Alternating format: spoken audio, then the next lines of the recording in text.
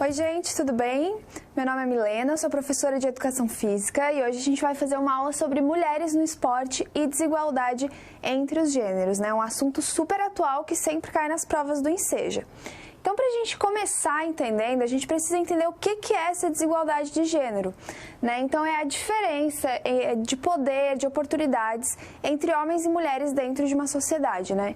Eu acho que não é novidade para ninguém que os homens são favorecidos em muitas condições, muitas situações na nossa sociedade e o machismo é muito enraizado, né? E as mulheres acabam tendo uma certa desvantagem, simplesmente pelo fato de serem mulheres, né? Então isso caracteriza a desigualdade entre os gêneros, né? A gente diz que a nossa sociedade ela tem uma estrutura patriarcal, né? Isso é cultural e vem de muito tempo atrás, onde os homens têm um certo poder, autoridade, né? Mais moral em certas coisas do que as mulheres, pelo simples fato de serem homens, né? Considerados mais fortes, mais inteligentes, aquela coisa toda, né? Um machismo bem enraizado. O machismo é como se dissesse que os homens são melhores do que as mulheres, né? Contrário do feminismo, que eu vou falar um pouquinho depois, mas o feminismo ele quer que homens e mulheres sejam iguais, tenham oportunidades iguais. O machismo não, o machismo coloca os homens acima das mulheres, certo? Então, por que isso aconteceu, né? Desde o princípio, homens fisicamente são mais fortes, então acredita-se que isso tenha dado uma certa vantagem social para os homens. E também, os homens entraram primeiro no mercado de trabalho, né? Então, eles tiveram essa independência financeira, enquanto a mulher estava lá na casa com serviço doméstico, responsável pelas crianças, e isso descredibilizava um pouco as mulheres, porque o trabalho doméstico ele é colocado como inferior, né, digamos assim, na sociedade, e o trabalho remunerado, que os homens começaram a fazer primeiro, era superior. Então isso deixava as mulheres dependentes dos homens, elas não tinham autonomia, e aí os homens acabavam mandando na casa, tomando todas as decisões, né, e o trabalho doméstico, aquele considerado inferior, era da mulher, cuidar dos filhos. Então a mulher não tinha poder de decisão, não era simplesmente sair e dizer que ia trabalhar, porque isso não era uma coisa de mulher na época, né? Quando o mercado de trabalho começou a se desenvolver, revolução industrial e tudo mais, né? Num contexto histórico. Então isso gera uma certa dependência da mulher em relação ao homem e fica muito difícil para a mulher poder sair, trabalhar, estudar e fazer coisas além do serviço doméstico. E essa coisa toda de a mulher ser fadada ao serviço doméstico, à maternidade e apenas o homem poder trabalhar, ficou assim durante muito tempo como se fosse algo natural, né? Como se a mulher tivesse nascido para ser doméstica e o homem tivesse nascido para tomar as decisões e trabalhar.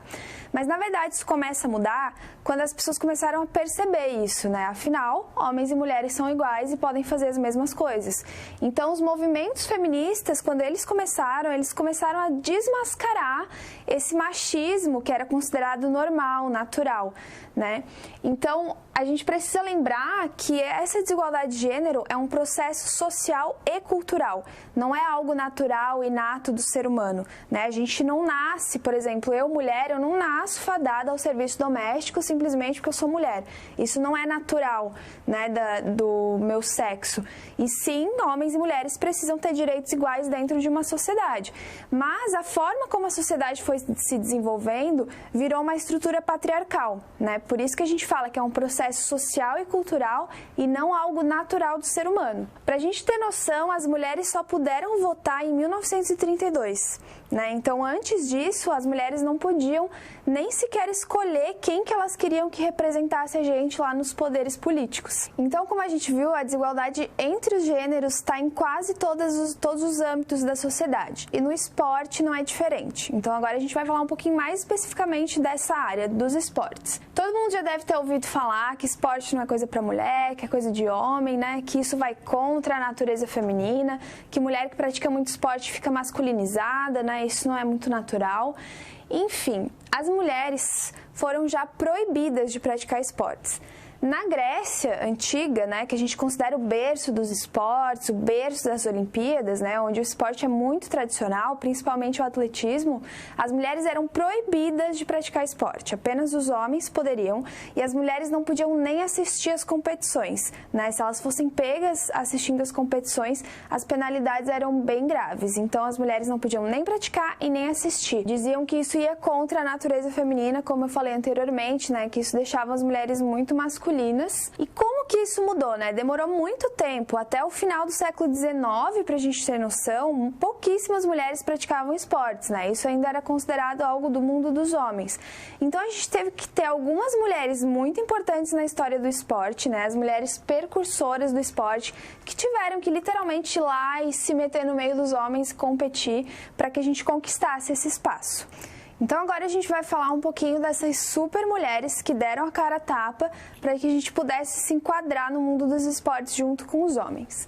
Lá em 1896, quando a maratona, por exemplo, era uma prova exclusivamente masculina, a grega Stamati Reviti, ela se meteu no meio dos homens. Na verdade, a prova de maratona ela acontecia dentro do estádio e ela pegou e correu ao redor do estádio e fez a mesma prova que os homens, mesmo sendo proibida. A prova de maratona, né, uma corrida de 42 quilômetros e ela acabou terminando a prova mais rápido que muitos homens.